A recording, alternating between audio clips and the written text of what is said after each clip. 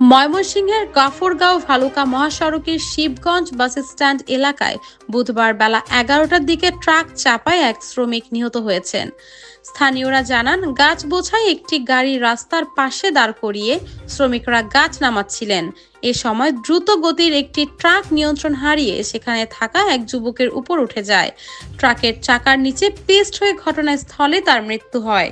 প্রত্যক্ষদর্শীরা বলেন, দুর্ঘটনার পরপরই স্থানীয়রা ছুটে এসে ট্রাকটি আটকানোর চেষ্টা করেন, তবে চালক পালিয়ে গেছে কিনা তা নিশ্চিত হওয়া যায়নি। নিহত যুবকের বাড়ি কিশোরগঞ্জ জেলার হোসেনপুর উপজেলায়। তার নাম পরিচয় তাৎক্ষণিকভাবে পাওয়া যায়নি। পুলিশ খবর পেয়ে ঘটনাস্থলে এসে মরদেহ উদ্ধার করেছে এবং এ ঘটনায় আইনগত প্রক্রিয়া শুরু করেছে।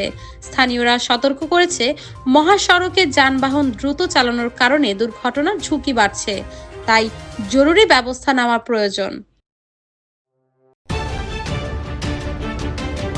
আপনারা দেখছেন সমকালের কণ্ঠ। প্রতি মুহূর্তের খবর পেতে চোখ রাখুন সমকালের কণ্ঠে।